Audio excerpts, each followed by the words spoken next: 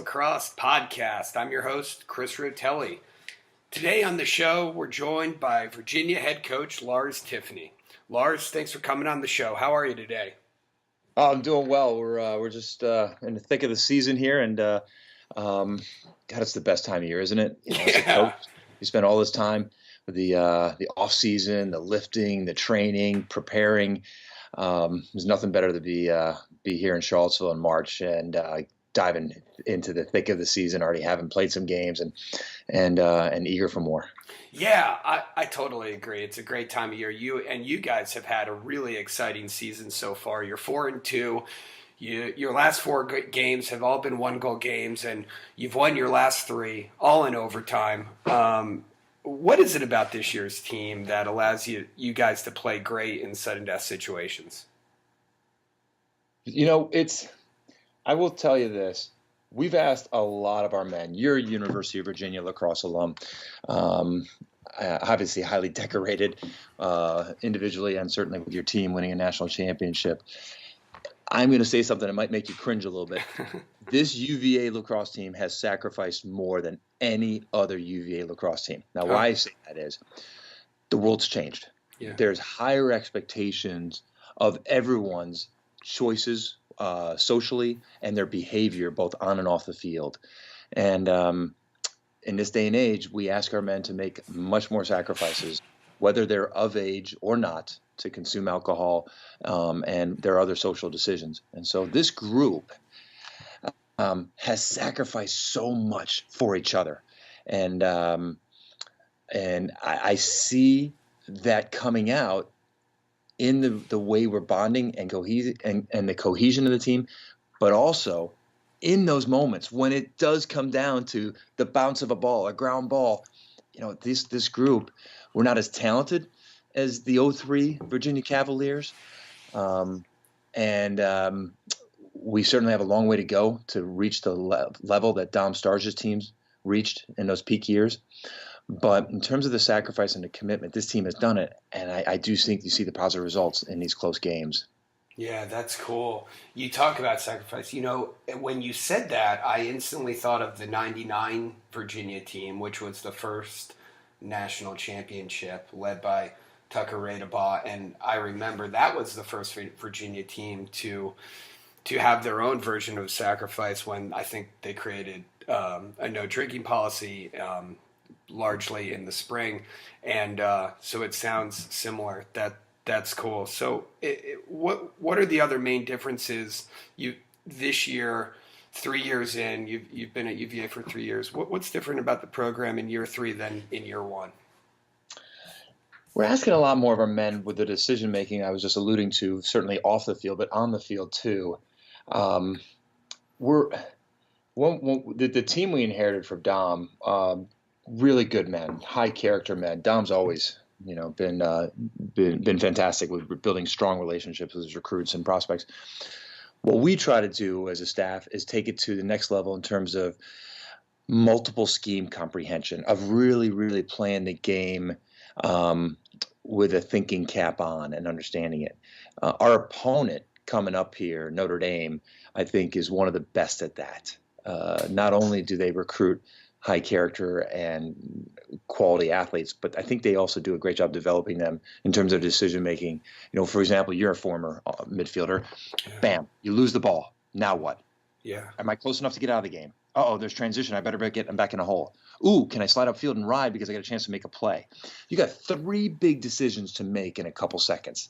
A choice of those. And that's when I talk about decision making, that's one of those areas.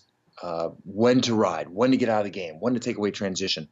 Obviously, there's more typical ones on attack. When to press the tempo versus, this is a better time to possess the ball. We've got Matt Moore, who moved from midfield and had a fantastic freshman year here at Virginia as a midfielder, but we've moved him to attack. He's still not quite fully comfortable with the responsibility of it. And I mean that sincerely. It's a big responsibility, that decision making. Yeah. And right now, I think for him, the first good thing is the best thing. And he's firing the ball in there, and so that growth of decision making on the field is really the character that we're trying to find in year 3. Year 1 was put in our fast-paced, frenetic offense. Year 2 was the bond to start liking each other more, to build a greater trust within the locker room, and we did a lot with the cultural Thursdays and book reading last year, and we continue that this year. And then year 3 is year decision making. Huh. So how do you practice decision making? Like, what's a typical UVA practice like right now?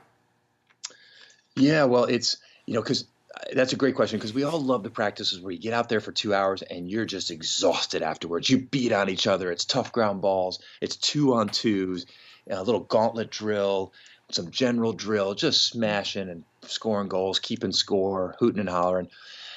But then you can't do that every day if what I'm professing is important to us. So yesterday's practice, for example, was lower energy, but a lot more thinking. And so trying to recreate those scenarios where we just lost the ball on offense. Where are you on the field? Yeah. Where's the ball? Are you running back in a hole? Are you getting out of the game? Are you riding and sliding upfield? Recreating those scenarios. And it's interesting with this new metric, the shot clock. Yeah. And it guides us. It helps us make some of the decisions on offense. And like I alluded to with Matt Moore and the other attackman as well, but we just focus on Matt a little bit more. Hey, Matt, you just force that ball in the crease, but there's 50 seconds on the shot clock. Maybe with 15 seconds on the shot clock, that's a good force. That's a good look. But, just sort of using that as a guide. Yeah. And it's almost maybe unfair, I will admit. Now we have another metric to measure him with and the others. And I got to be careful about not being too critical, because at the end of the day, you think about the Virginia teams of old, there were plays, there were schemes, but you were not overloaded. You were like, okay, we're going to step on the field and run this team off the field. Yeah. We're going to run them over, and we're not going to get too complicated in thinking about what the man down clear is supposed to look like. How about you just give me the ball and I'll run it over them? Yeah, there's a lot of 2-3-1 triangle offense going on.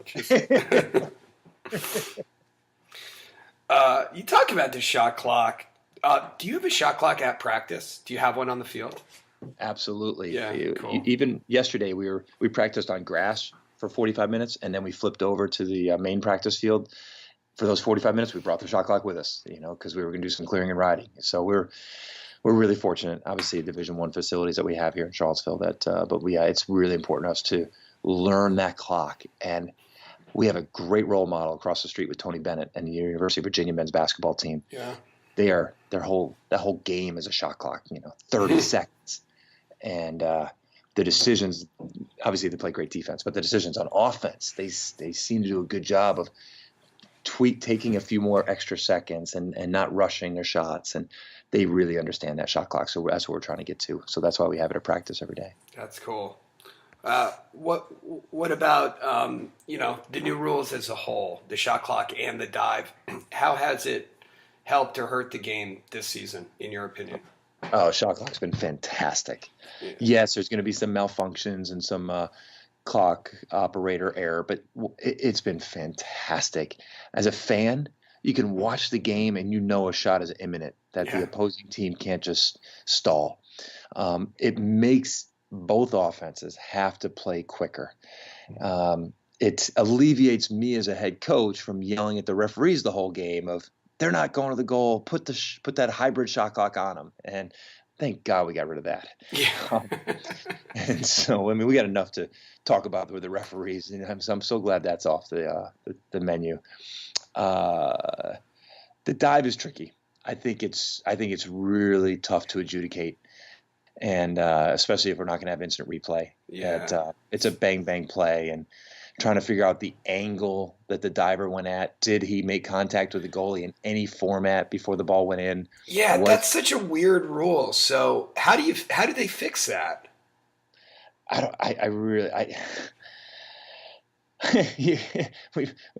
way to fix it is go back to what we used to have, and that was easier. It didn't make people happy.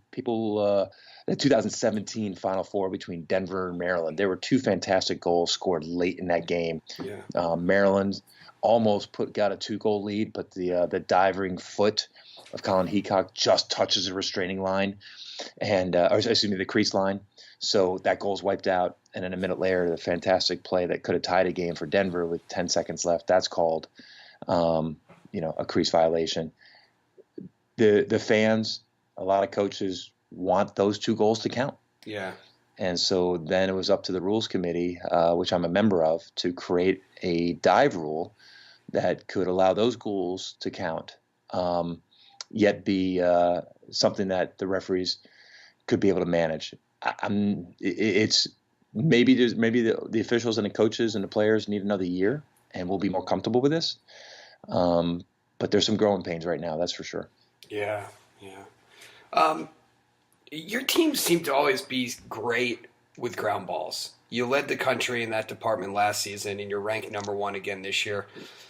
Why are your teams so good on the ground, and what do you do at practice to coach that?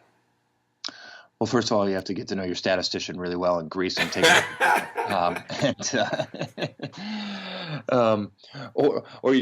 or as a lacrosse coach, you bring out. I actually own a 6-foot Alfie Jacques made wooden stick, and I just bring that to practice. And anyone who doesn't want to pick up the ground ball gets chopped with that thing. That'll do the trick. Honestly, I think I'm just following the footsteps of Dom. Starsia's UT teams were often some of the top ground ball teams in the nation. Yeah, they were. And maybe it's a mindset that I inherited from Dom as a player under him at Brown, and but carried it forward, and certainly it's something that's just we practice. It's a mindset. Yeah, it is. But it's interesting because there's only when you've got a limited amount of time. On all of us coaches have a limited resource. Certainly, I have more than a youth coach listening right now. But with your X number of minutes, what do you do? And I'm sitting here professing that we want to become a smarter team. So does that mean we do a couple less ground ball drills?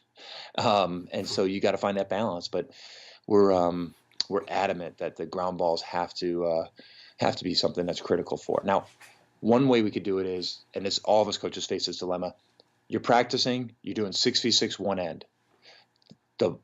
Something happens, a slide occurs, the ball's moved, and a ball hits, and then the ground ball occurs.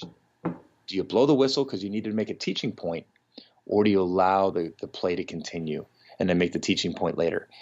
I'm guilty of blowing that whistle sometimes, but I always try to remind myself, Lars, let the play happen. That's what a real game's like. No one's blowing the whistle to make a teaching point during a game. And so trying to create drills where you're not going to stop them, and maybe just rely on film of practice so you can make your teaching point later. Yeah, that's cool. Let's talk about Dom for a minute.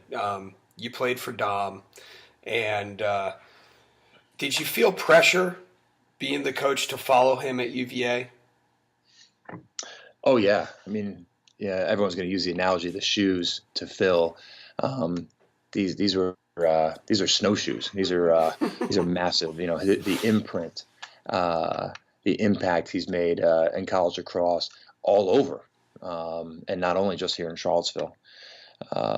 He's a legend, and I think the rest of us are fortunate that he continues to stay in our lives through his writings with Inside Lacrosse and through all the programs that he meets with. Every time I reach out to him, he's somewhere else, whether it's a women's or men's team, speaking with the coaches, speaking with the boys and girls or men and women of that program. He's given of himself so much, and certainly with the work that he does with Harlem Lacrosse. So I think we're all lucky to have him. But yeah, I mean, I will admit, as I talk to you right now, there's 5 national championship trophies above my head. If we had one of those San Francisco type earthquakes, I might be concussed and knocked out with those 5 championship trophies hitting me. So literally and figuratively, they hang over me as I sit at my desk. And I look up there, and Dom had 4 of those, and his impact here is legendary, and it'll never be forgotten. What are some of the lessons Dom taught you when you played for him at Brown that you try to teach your players at UVA?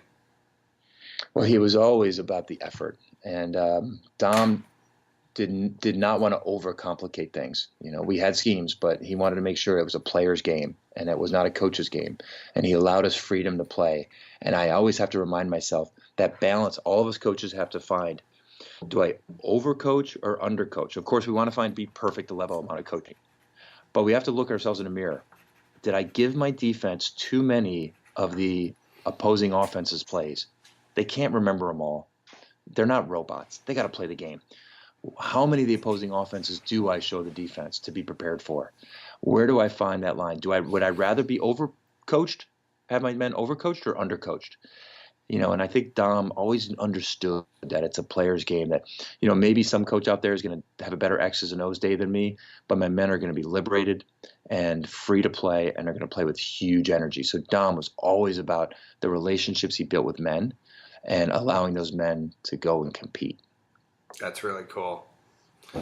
When you recruit high school players to UVA, what's one or two of the crucial skills or attributes that you're looking for in a prospect? Yeah, I want to see him play with passion, and that passion could come out with toughness and grittiness, or maybe it's just, when he scores goals, how excited he is for his teammates. We all get excited for score ourselves, but how excited is he for his teammates? That passion, you can feel it exude off of people when you watch them play.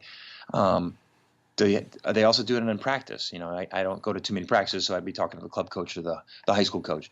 But yeah, that passion, sort of, how bad do you want this? There's that great video out there. I'm sure just about everyone's seen it, where they dunk the head of the young man. The analogy, like you wanted it to be so bad that you needed to breathe, and they take the analogy of you dunk someone's head underwater, and all you want to do is breathe. You want nothing worse on this planet to breathe. How bad do you want lacrosse? How bad do you want to be a competitive player on the lacrosse field? How important is it to you? And that's where you see that passion come out. So that's certainly important to me. And then it's the quickness, and not just footwork, but hands. How quick are your hands? You may not have the quickest feet, but how quick's the ball out of your stick when you wind up to shoot, or you're catching the ball loaded to shoot, or how quick is the ball out of your stick when you move it? And then mental, the decision making. How quick can you make decisions? Are you playing at a different level than everyone else on the field? Are you processing? Are you moving your feet, and is the ball moving faster than people around you? Yeah. Oh, cool. Well, you talk about passion. You coached Tewaaraton Award winner Dillon Malloy at Brown, and he took you all the way to the Final Four in 2016. He played with a ton of passion and energy. Are there any players on this year's UVA team that remind you of him? Ian Laviano. Oh, really? Yeah. Dillon, if we had a rare morning practice at Brown, Dillon was even more dominant, because half the guys were, I don't want to be here. I want to be sleeping. But Dillon would be laughing, having fun at practice. He loved practicing and playing lacrosse. Ian Laviano loves Tuesday afternoon practices and riding people down and slashing them if they lose the ball, and just jumping in people's arms when they score a goal in practice. He's so much fun, such big energy, and he reminds me of Dillon. That's cool. So most people probably don't know, you were a biology teacher for 4 years at Robert Louis Stevenson in Pebble Beach. What was that experience like, and why'd you decide to leave and go into coaching full time? Yeah, right. Everyone's like, why would you ever leave?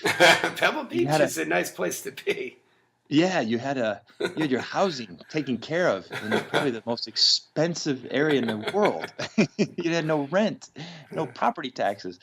It was fantastic for a first job, and to be a part of a community right away, to move away 3,000 miles from the East Coast, being a part of a prep school setting and having a community of people to lean on and reach out to, the dining hall to have the food. It was wonderful.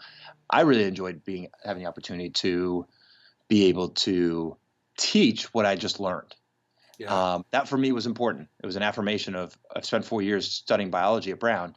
Let me reinforce it with another 4 years. And I did it in different ways. I was doing marine biology. We had access to the Monterey Bay Aquarium Wednesday mornings with the senior elective I taught. And then doing a little geology, earth science as well. We called it marine science since we're on the beach. So it was, I loved it too, because it really, it allowed me to continue, in a sense, learn and nail down exactly a lot of that I gained during my 4 years as a Brown student. Got to coach with a great man, Jeff Young, with Stevenson. He was a football coach and lacrosse coach, athletic director. What an incredible role model I had with Jeff Young. He's someone who was passionate, but just never negative. He was always positive. He would never get angry at the kids. I don't know how you do that. If you're passionate, you got to get angry, right? And somehow, I coached with another man, John Thompson, who's the head coach at Amherst. He reminds me of that. Yeah, somehow he's so intense, but never negative. I don't know how you do that. I get negative sometimes.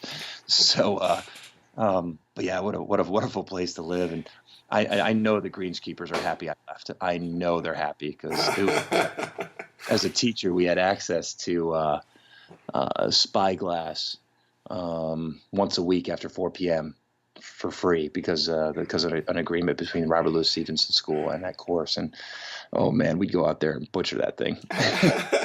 So what was it about coaching that drew you back in, and what do you love about it so much?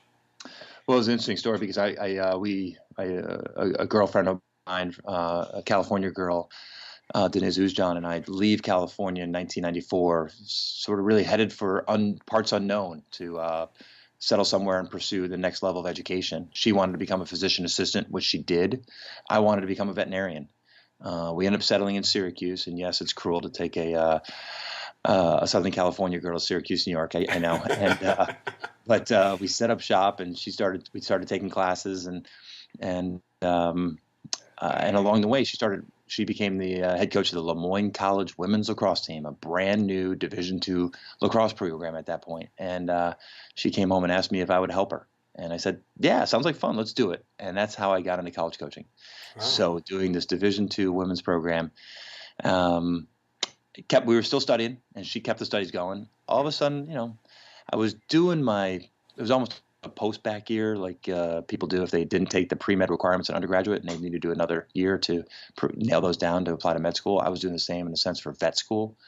And so I was taking some organic chemistry, some microbiology, some physics, and just all of a sudden I was like, wow, this coaching I really enjoy this. And next thing you know, I wasn't applying to Cornell anymore, Fred school. I was on my way to Washington and Lee to work with Jim Stagnita and start my coaching career. That's awesome. That's a great story. What would you say is your coaching philosophy?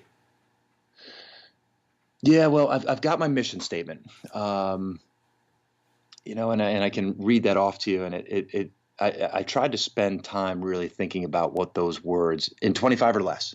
That was a challenge I was given once through a book. Actually, I read Pete Carroll's book, Win Forever, and he threw that challenge out there. What is your mantra? What's your mission? 25 words or less. And wow. And I'd love to hear that if you have it. Sure, yeah. It's expect nothing, earn everything. By always competing, we are always preparing to win, free of fear, in the relentless pursuit of self-knowledge. So the first 4 words, expect nothing, earn everything, that's results-based. I don't ever want to step on a field expecting anything. So expect nothing, earn everything. It's if I ever write a book, that'll be the title of it. It's just, it summarizes what I believe. Now, you could find fault in that and say, well, coach, don't you expect your players to give 100%? Yes, you're right. In terms of behavior and effort, there are expectations. But in terms of results, I want to expect nothing, earn everything.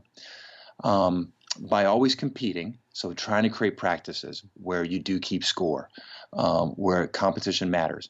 Here at Virginia, we have a depth chart, and we do it weekly. And each coach has a vote. So the 4 of us just did it today, actually. And we have assess and evaluate every player weekly. So you can move up and down the depth chart based on your play from the previous game or even those couple days of intense practices that we have during the week, the Tuesdays and Wednesday practices.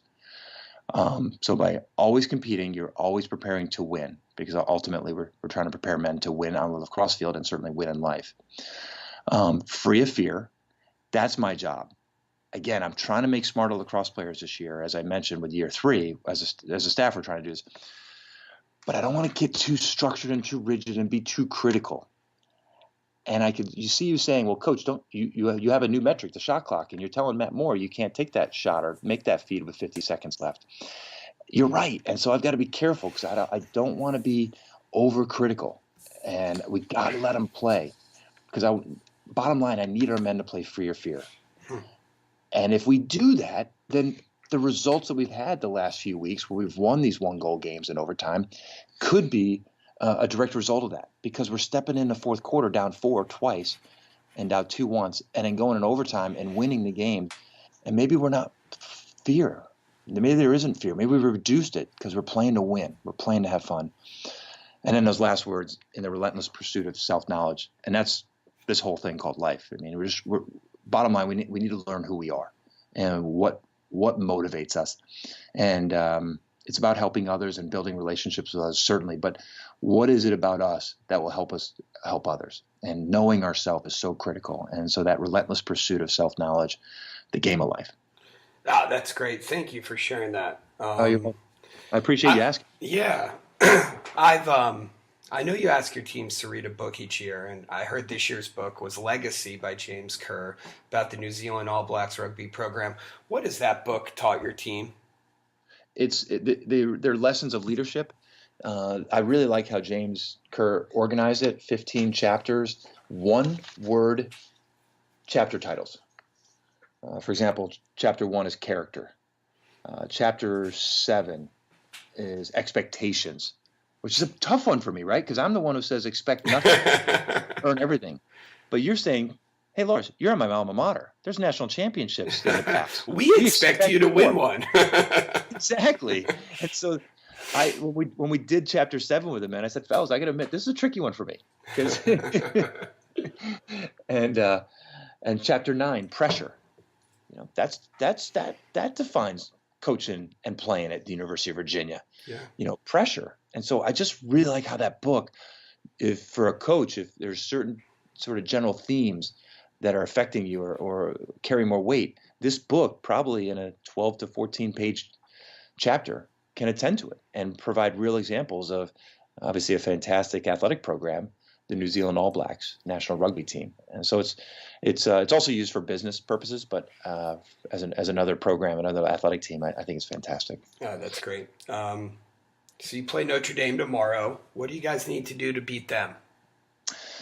Well, it's interesting because I do think of Notre Dame as one of the smartest teams out there. The defense is so well coached, and they effectively do a great job sliding, recovering, knowing when to slide, when not to slide. But offensively and the clearing and riding, they know when to ride, when to get in a hole. So if you see a team's strengths, if you can match that strength or come close to matching that could help neutralize something. So big for us is going to be is our offensive patience, but knowing when to be dangerous. And that's, as we try to figure this out, like, we can go in the locker rooms, fellas, we got to be smarter. We got to be more patient. Well, you're playing offense.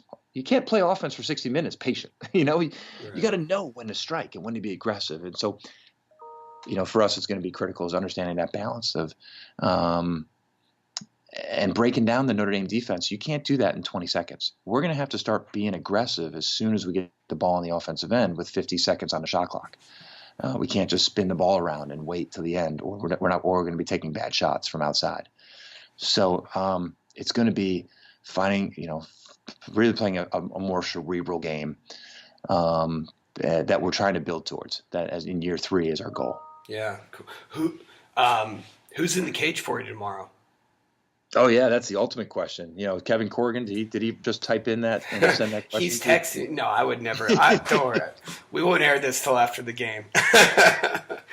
But in all seriousness, though, you've got 2 of the best goalies in the country. You've played them both this year. Birkinshaw had one of the best games a goalie has ever had at UVA against Princeton, and then you made the decision to pull him out halfway through the Syracuse game. You go on to win the Syracuse game. Talk about that decision. That must have been a tough one. And I know many people kind of second-guessed you when you did it. Why'd you pull him, and how have you been making that decision moving forward? Yeah, well, we've got a system in place. And the system may not be the best system, but it's ours. And this depth chart that I alluded to earlier, weekly, we go through it as coaches, and we do the depth chart, and then we define the playing chart, aka who's starting, who's the backup midfielder, who's the clearing middies, all that stuff. That we lean on that system, and your fate can change with practice. And so that's where The media and our fans can say, that was an interesting decision. Well, if you're in our locker room and if you're in our coach's room and you're on practice fields and you understand our system, you're like, okay, now I get it. And so Patrick, we gave him the start going into the Princeton game. And I tried not to think about it emotionally because I was like, okay, we're 1-2. We're heading to Princeton, who just scored 23 goals against Monmouth, and we're starting a freshman. I tried not to think about that, but I was like, because the system, the votes, the coaches, what we evaluated film, how the practice week went. Yeah, he's the better goalie right now. And he obviously plays fantastic and makes 24 saves. And then going into the Syracuse game, he didn't have the greatest week. Not a bad week, but he had a pretty good week. And Alex Rode wanted that job back, and you could see it in practice. And so at halftime, Patrick was okay. He'd given up 7 goals, made 6 saves. I was like, I think Rode's ready. Rode beat Syracuse last year. He's had a good week. So we went with Rode. And then we had to make that, that's the problem with the system is you have to keep making these decisions every week, right? And so then we go into the Brown game. It's like, who's the starting goalie? And we just based it on who practiced well that week. And it was Rode by a little bit. And I'll admit to you, after the first quarter, I was talking to the coaches like, hey, I'm ready to go to Birkinshaw because Alex did not start the game well at all. Gave up 4 goals, only had 1 good save. And we kept him in a little longer, and obviously he got hot. He ended up with 19 saves. Yeah. So I guess, when you're a coach, it's easy to be second guessed.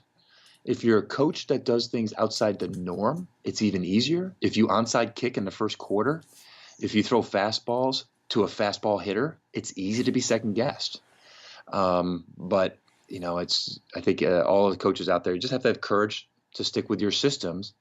And if the odds are in your favor, even though conventional wisdom of lacrosse or football or basketball is not to do that, don't do that. Nobody ever does, well, this is what we're going to do. And so I'm also fortunate that our goalies have made us look good because they both made saves no matter who's been in a goal. Yeah, that's true. Well, you talk about Rhodes' game last week. You played Brown. Must have been an emotional game. Talk about that game. You win in overtime. Both goalies, the Browns and yours, play fantastic. What was that game like? Was it extra tough playing against Brown? It did surprise me a little bit. I knew there'd be a lot of fun and rewarding moments. Seeing all the alumni back. Michael Goldberger, my old athletic director, brought his family. Kathy and his son Kevin, who has always been a part of the Brown lacrosse and Brown field hockey teams, they came to our house for breakfast. And then Rich Meister, one of the 4 Meister brothers, who were all captains of Brown lacrosse, came over and got to see so many friends like that. And it was fantastic to see Angelo Bosco, Ken Fitzsimmons, who's from the Bay Area originally. It was wonderful. Then the game started. And I will admit, I found myself a little more nervous than normal. Yeah. I'm usually able to calm my nerves.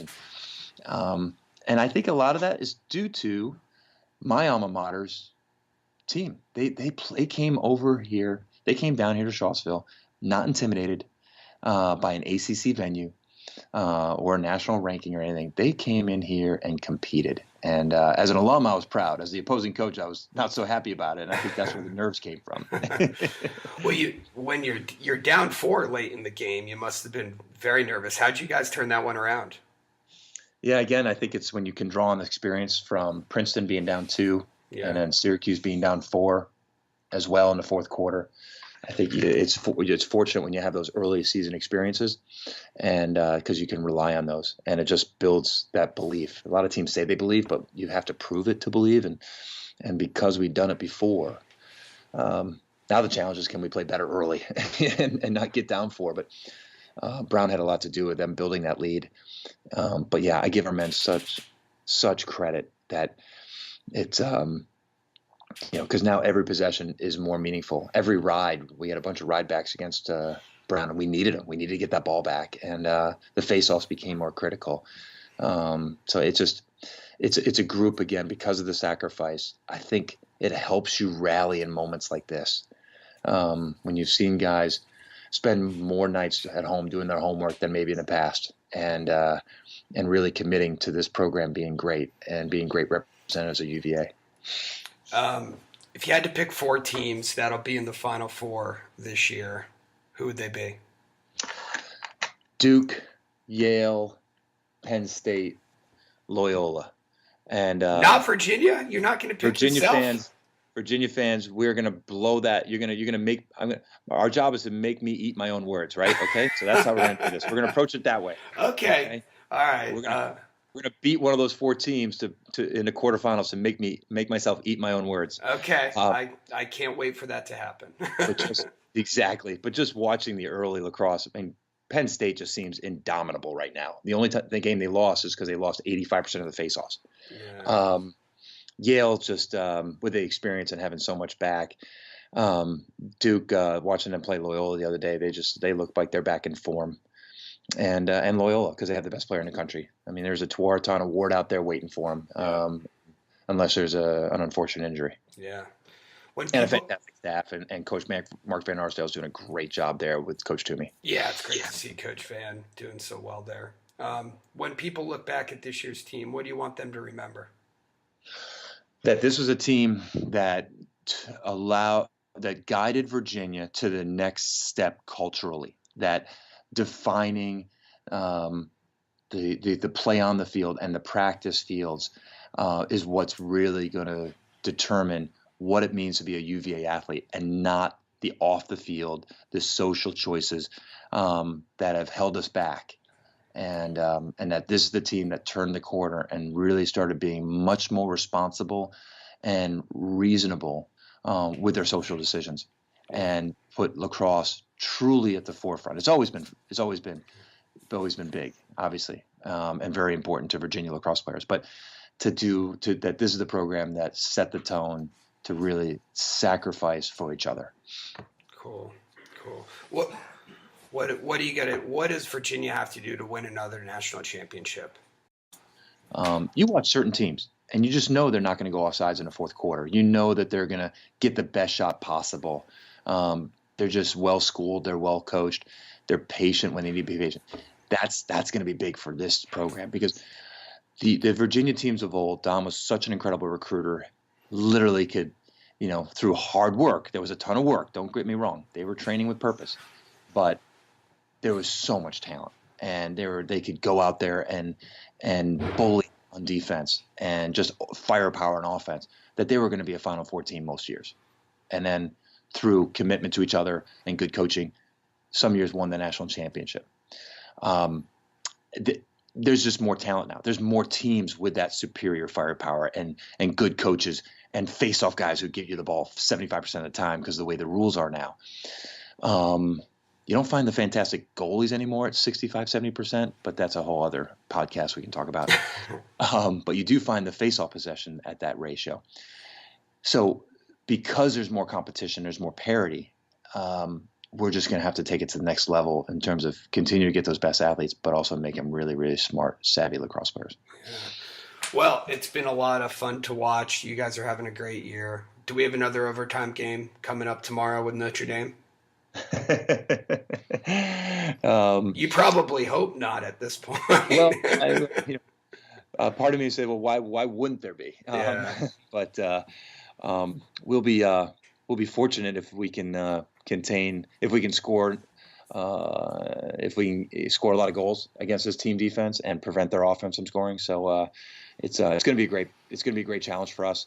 We obviously we felt the sting of a massive loss to them last year in the ACC championship game here, and so we've seen Notre Dame play at a high level, and the challenge is can we match that high level tomorrow?